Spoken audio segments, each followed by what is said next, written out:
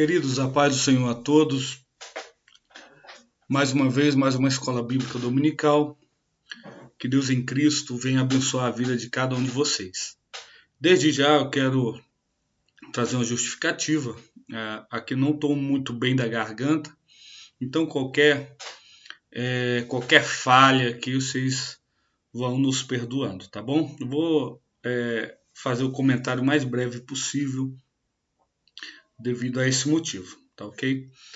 Pessoal, desde já eu quero ler com você Colossenses capítulo 2, versículo 16 e 17, diz assim: Porquanto ninguém vos julgue pelo que comer ou beber, ou por causa dos dias da festa, ou da lua nova, ou dos sábados, que são sombras das coisas futuras, mas o corpo é Cristo. Olha o que o apóstolo Paulo escreve à igreja de Colossos, ele falando que os rituais, que as festas, né, que não deve haver um julgamento e que são sombras, essas coisas são sombras das coisas futuras. Então, tem pessoas que deixam lá a Bíblia aberta no Salmo 91, no painel do carro, pensando que isso vai trazer proteção, não vai trazer nada. A Bíblia tem que estar no coração, como o salmista diz: guardei a tua palavra no meu coração para não pecar contra ti. Então a palavra tem que estar guardada no coração.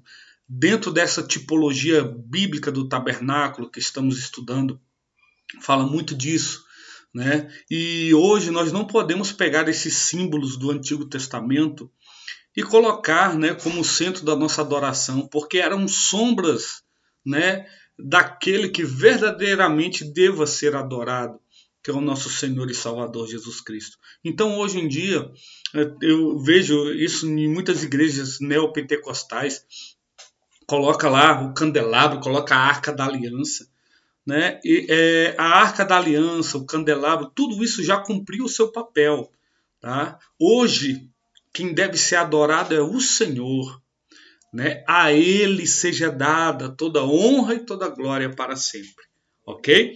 Vamos lá então? Aqui, o fundamento, nesse fundamento a gente já aprende muita coisa. Eu quero comentar rapidamente aqui. E fez também o castiçal de ouro puro, fala de pureza, né? Olha só que interessante. Ou seja, não tem nada acrescentado ao ouro, nenhuma liga de metal, é ouro puro. Isso fala da glória de Deus, que não divide com ninguém, né? Fala da glória do nosso Senhor. Obra batida. Ou seja, quer dizer que essa obra ela foi moldada através de pancadas, né, de martelos, de utensílios, para que ela viesse tomar esta forma. Isso a gente lembra de Isaías, levou sobre si, ele foi moído pelas nossas transgressões, né? E aqui também, ó, as suas maçãs e as suas flores da mesma peça. Olha só, era uma peça única, não havia emenda, né? Isso fala de unidade da igreja, né? Que não pode ter separação, divisão. Que Deus queira, né? Que não houvesse isso. Vamos lá. Aqui a ordenança, né? Da fabricação do castiçal, Êxodo 25. Não vou ler para economizarmos tempo. O objetivo, nós temos que estudar o castiçal de ouro, literal e tipologicamente, identificar e entender qual era a matéria-prima do castiçal, especificar qual é o objetivo do castiçal de ouro e entender o significado do castiçal. Temos a introdução, também não vamos ler. Eu quero focar mais, né, na tipologia, porque tem muita coisa, a gente não pode pegar todos os detalhes, então hoje eu quero focar mais na tipologia bíblica, tá bom? Porque são muitos detalhes. O castiçal ele fala muito, né, acerca da tipologia bíblica. Então, olha só, algumas informações que a gente extrai do texto. Feito de 33, 34 quilos de ouro. É muito ouro, né? 33 a 34. Tem algumas linhas aí teológicas, algumas pessoas que falam que é 33 e relaciona isso à idade de Cristo, né? Mas, né, a gente não pode aí forçar a barra também não. Feita de 33 a 34 quilos, né? Porque na verdade não era baseado em quilos, né? Êxodo 25, 39. E esse ouro, esses 34 quilos de ouro, hoje, só para você, eu fiz aqui mais ou menos uma conta por alto, esses 34 quilos de ouro dá 1.848.000 reais. Né? Então, só esse candelabro, ele, se fosse nos dias de hoje, valeria 1.848.000 reais. 1.848.000 reais, né? Então é muito dinheiro, né? E nós vamos ver da onde saiu tanto ouro. A base do ouro batido, como nós já falamos, adornado com o formato de flores, tinha 6 braços ou canas, né? Debaixo de cada cano tinha um botão de amendoeira. Havia 7 lamparinas colocadas na parte de cima com pavios, tesouras para cortar os pavios e cinzeiros, tudo de ouro. Ou seja, todos esses utensílios eram de ouro. Então, resumindo aqui essa primeira parte, era de ouro puro, né? Ouro puro, foi feito de forma batida, né? Tudo isso tem a ver com o sacrifício de Cristo, né? E também sem emenda, né? Você vê aqui, ó, sem emenda, ou seja, fala da unificação da igreja, né? Da unidade da igreja. Esse castiçal, ele tem vários nomes, né? E um desses nomes é a menorá. A menorá ela significa, né, flamejar, ou seja, resplandecer, né, no original. E, ou seja, ela pode ser chamado de menorá, pode ser chamado de candelabro e pode ser chamado de castiçal. Né? São todos sinônimos, né? Então, o mais parecido com o que a Bíblia relata, a imagem mais parecida que eu achei foi essa aqui, né? Pois tem aqui os botões, né, de amendoeira, e aqui tem um braço, uma arte principal, como a Bíblia fala, 6 braços, né, 3 de cada lado, né? E as lâmpadas na ponta, né? E para iluminar, onde era colocado o azeite. Né? Então a gente já aprendeu ouro puro, ouro batido, sem emenda, né? Pode ser chamado de memorá, candelabro e castiçal. Correto? Aqui a gente já até viu isso, né? Que quando o povo saiu do Egito, Deus ordenou que o povo ali o povo egípcio já tinha sofrido ali, né, as 9 pragas, faltava a última praga.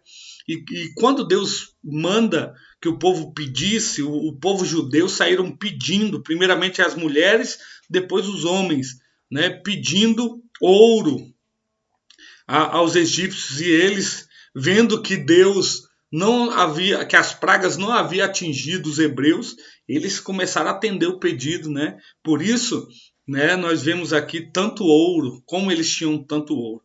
Então Deus, né, aí agindo na história, nos acontecimentos. Aqui, olha que interessante isso. Então, tá aí. Chame como bem lhe parecer. Menorá, né? Chame aí de castiçal, de candelabro, né? Mas nós vamos ver então um pouco da simbologia. O ouro a gente já viu que simboliza a glória de Deus. Olha, aqui no candelabro havia algumas coisas presentes. né, havia o quê? Olha que interessante, fogo. Havia fogo. Fogo fala do espírito, né? Havia fogo. Havia azeite. Havia azeite, que também, né, uma tipologia do espírito, né? Havia azeite aqui dentro e gerava o que gerava o que? A luz, né? A luz. Então havia fogo, azeite e luz. Tipificação do Espírito Santo. O próprio Jesus diz: Eu sou, né, a luz do mundo. Ok? Então, os botões falam dos frutos. O que simboliza os botões? Esses botões de amendoeira, né, eles falam dos frutos. E é interessante falar da amendoeira. Aí você pergunta, pastor, mas por que Deus escolheu justo o botão de amendoeira? Se você for pesquisar um pouco, você vai ver que a amendoeira, ela é, no Oriente Médio, ela é a primeira árvore a frutificar. Então ela é precoce nos frutos, ela frutifica rápido, né? E a amendoeira, ela também amêndoa, ela vem do original chequete, que significa despertar. Então, olha só, há todo um significado, uma tipologia, né, apontando aí para a igreja, apontando para Jesus, né? Então, a amendoeira, ela é a primeira a dar fruto, né? As suas amêndoas. Então isso é muito profundo, isso é muito representativo, né? Então o Senhor escolhe então a amendoeira.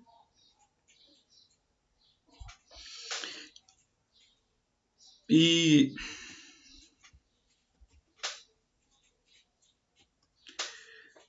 olha só, havia um braço central, né?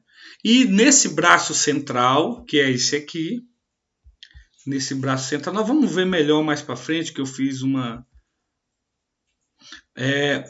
braço central e 3 hastes, né, de cada lado. Os braços ligados à haste tem a ver com o homem, né, ligado a Deus. A haste central é Deus, né? Essa haste central é Deus e o homem ligado a Deus. Em toda a história suméria e em outras culturas de representações de árvores, né? E aqui também, se você olhar bem para o candelabro, ele dá a transparecer um pouco isso, essa ideia de árvore, né? E o próprio Jesus, né, traz essa tipologia, né? Que ele é a árvore e nós somos os ramos, né? Isso é muito importante, né? Vamos aqui mais à frente eu quero falar aí a arte principal, como eu falei, né? É o nosso Deus e nós estamos ligados. Aqui vamos tratar aqui dessa simbologia. Nós estamos falando do castiçal de ouro. Como nós já falamos, o castiçal ele tem 7 pontas. Vamos lá? 1, 2, 3, 4, 5, 6, 7. 7 pontas. E aí, a gente vai para Isaías, capítulo 11, versículo 2. Fala dos 7 Espíritos de Deus. Aqui, aí você pergunta, pastor, mas Deus tem 7 Espíritos? Não, não tem. Isso aqui são ações, tá? Específicas do Espírito Santo de Deus. Não é que tem 7 Espíritos, mas uma ação deliberada, uma ação própria, né, do Espírito de Deus, dividido aí em 7 aspectos, correto? espírito de temor, espírito de sabedoria, de entendimento, né, do Senhor, de poder, de conhecimento e o espírito de conselho. Você encontra isso em Isaías capítulo 11, versículo 2. Ok, então tem 7 pontas. 7 espíritos do Senhor. Há uma representatividade, né, dos 7 espíritos do Senhor. E aí, vamos para frente. Então isso fala do Espírito Santo, da ação do Espírito Santo. Segundo Isaías 11. E aí, o Espírito Santo ele age, né, na igreja através do quê? Dos seus dons espirituais. Você encontra em 1 Carta aos Coríntios, capítulo 12, do 8 a 10, né, os 9 dons do Espírito Santo. E olha que interessante, né? Fala dos 9 dons do Espírito. Isso nós estamos falando dessa primeira parte, né? Vamos falar aqui dessa primeira parte. Olha só, nós já falamos que Jesus aqui é o centro, né? Que Deus é o centro. Então tá certo. Aí tem os 9 dons espirituais. Vamos lá, olha só, onde frutifica, o que o Espírito Santo faz acontecer. Ó, um botão, 2, 3, 4, 5, 6, 7, 8, 9. Correto. Então, olha só, os 9 dons do Espírito. Pastor, mas e o outro lado? Vamos lá. Olha que interessante também. Se você prestar atenção, você sabe muito bem que os dons espirituais, eles são divididos, né? Eles são divididos em quê? Olha só que tem 3 grupos. 1, 2 grupos, 3 grupos, né? 3 grupos de 3. E você sabe que os dons espirituais também são divididos em 3 grupos, né? São dons de poder, dons de elocução, ou seja, dons de fala, a qual você usa a verbalização, e também os dons de revelação. Muito interessante isso, né? Ok, então, vamos lá para o outro lado. Então, aqui fala do Espírito Santo, mas também fala da igreja. Vamos ver Apocalipse 1:20. Frutos do Espírito. O Espírito Santo, ele age através de nós para que nós venha a gerar os frutos do Espírito, que está em Gálatas capítulo 5, versículo 22, que porventura também são 9. 1, 2, 3, 4, 5, 6, 7, 8, 9. Olha que interessante isso, né?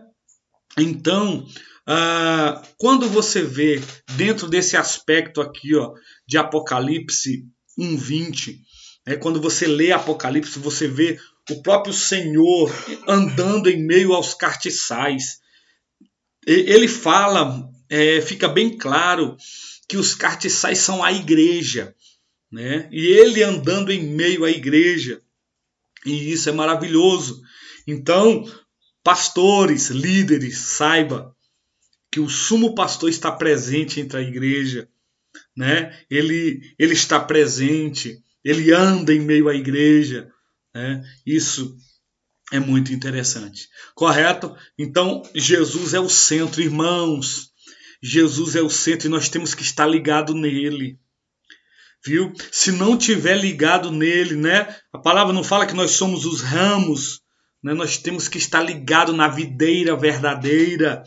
Nós temos que estar ligado em Cristo Jesus, né? Então, a nossa palavra tem que ser cristocêntrica, o nosso louvor tem que ser cristocêntrico, né? A igreja tem que estar unida, a igreja tem que frutificar, a igreja tem que fazer uso dos dons espirituais, né? Então, isso é o objetivo, isso é o apontamento, né? É a sombra, como nós lemos em Colossenses, é o apontamento das coisas futuras. E quando você lê Zacarias, eu tenho que comentar isso aqui, quando você lê em Zacarias capítulo 4, de 1 a 3, você vê a visão de Zacarias, né? Que ele vê esse candelabro e ele vê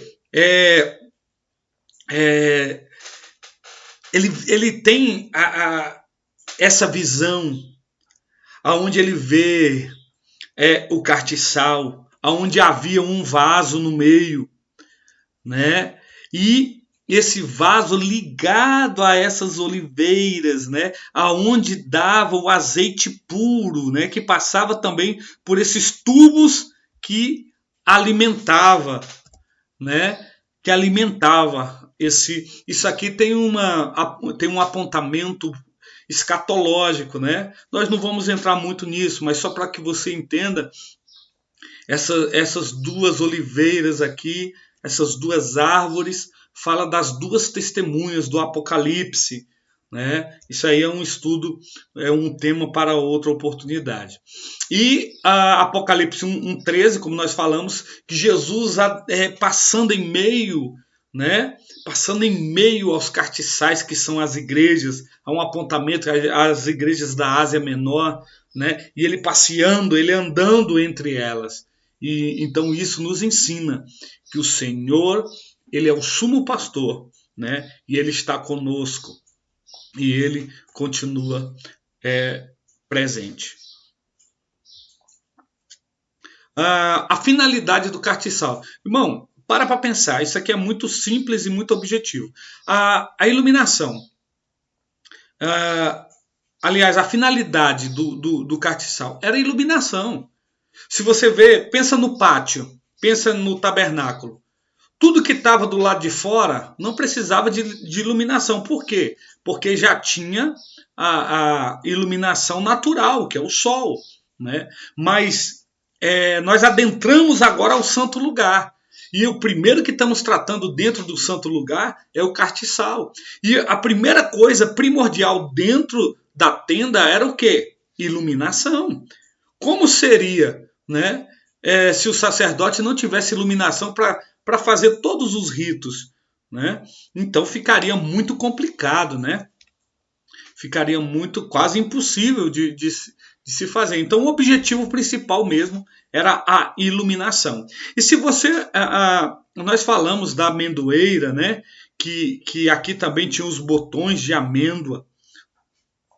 Isso aqui a gente vê esses botões que tinham, também faziam lembrar, né, que a amendoeira era uma árvore nativa do Oriente Médio, né, que eles conheciam. E aonde eles estavam indo para a Terra Prometida, também tinha amendoeira. Então, era uma maneira de quando o sacerdote adentrasse ali ao lugar santo, ele olhasse para o candelabro, automaticamente ele já ia lembrar das promessas de Deus e que eles iriam alcançar, chegar até a terra prometida.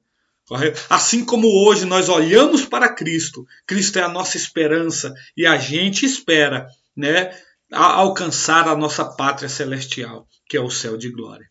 Amém? Responsabilidade do sacerdote, já falamos sobre isso também, né? Ele tinha que abastecer as lâmpadas, tinha que ter óleo. Tem que ter óleo, irmão, tem que ter unção, tem que orar, tem que buscar de Deus, tem que ter santificação, né? Em Mateus 25 fala das 10 virgens, né? 5 loucas, 5 prudentes. Eu acho interessante isso. Se você observar, todas as 10 dormiram, né? Todas as 10 falharam. Isso fala que o ser humano é falho mesmo, né? Mas nós temos que ter, o objetivo dessa parábola é nós termos reserva, né? A reserva de óleo tem que estar presente. Em 2 Reis 4:6, o azeite não parou, o azeite da viúva, né? Não parou enquanto havia vaso. Quando acabou o vaso, acabou o azeite. Então, meu irmão, enquanto tiver vaso, vai ter azeite do Senhor. Então busque, abra seu coração e deixe o Senhor encher o vaso de azeite. O significado para o cristão. Cristo é a luz do mundo, né? Isso aqui é bem... A humanidade estava em trevas. Cristo veio trazer a luz ao pecador. O castiçal de ouro representa Jesus. Olha aqui, né? Uma figura e Jesus aqui representando aqui o castiçal, né? Isso é interessante. Então, aqui 3.2. Cristão à luz do mundo. O verdadeiro cristão reflete a luz de Cristo, deixando as trevas e vivendo na luz. Romanos capítulo 13, versículo 12. O cristão não pode se esconder do mundo, mas deve viver como luz que ilumina espiritualmente os outros. Então, é interessante, o próprio Jesus, ele diz que ele é a luz do mundo, né? E depois ele relata isso também, vós sois a luz do mundo. E isso é interessante porque nós temos também esta função de brilhar. Nós temos essa função de refletir a glória de Deus através do nosso testemunho pessoal, através da nossa vida, né? Então isso, irmão, é super interessante. Não adianta falar, eu sou crente, não adianta falar, eu sou obreiro, eu sou pastor, se você não brilhar, se você não tiver a sua vida com Deus, se você não estiver na presença do Senhor, né? Então olha só, em João 8,12, ele diz, eu sou a luz. Em João 1,4,9, as trevas não compreendeu a luz e não aceitou a luz. Mateus 5,14, vós sois a luz, ele afirma. Tiago 1,17 fala do nosso Deus como o Pai das luzes. Nós não somos das trevas, nós somos da luz, né? Efésios 5,8 fala que nós somos filhos da luz, né? Oh glória, bendito é o nome do Senhor Jesus. A vida e testemunho. Nós estamos na luz, então temos que andar conforme Cristo andou. Os discípulos receberam o nome de cristão, né, que significa pequeno Cristo, em João 1,9. E você sabe muito bem que isso aqui fala da história da igreja, onde os discípulos receberam pela primeira vez o nome de cristão. Em Antioquia foi a primeira base missionária, onde os apóstolos foram pela primeira vez chamados cristão, né, que significa pequeno Cristo. Então, que nós venhamos também ser, né, refletir esta glória de Jesus, que nós venhamos ter a mente de Cristo, que nós venhamos, né, a cada dia nos parecer mais com o Senhor. Correto? Concluindo, o castiçal de ouro, que é Cristo, a luz do mundo, nos ensina que o cristão também é luz. Devemos brilhar através do nosso testemunho pessoal, baseado nas virtudes e em um comportamento ético adequado. Esta luz só brilhará se Cristo estiver presente em nós. E esse processo é motivado pelo amor, pois sem ele tudo se torna religiosidade. Temos aqui a revisão, tá bom? Resposta para você. Lembrando a você, os slides ficam disponíveis. Você pode modificar, baixa aí os slides, você pode acrescentar, você pode tirar, você pode, né, trabalhar em cima desses slides, ok? Irmãos, que Deus em Cristo abençoe a sua vida, tá bom? Pessoal, vocês sabem que eu não peço muito isso, né? Mas deixa um joinha aí, deixa o seu like, para mim saber se o vídeo está atendendo vocês, tá bom? Se vocês gostaram do vídeo, é através disso que eu vejo, né, que vocês gostaram do vídeo. Eu vejo que tem muitas visualizações, mas tem poucos likes, né? Então, você fazendo isso, eu vou ver que o vídeo está atendendo a você, tá bom? E também comente, que Deus em Cristo abençoe grandemente a sua vida. Grande abraço.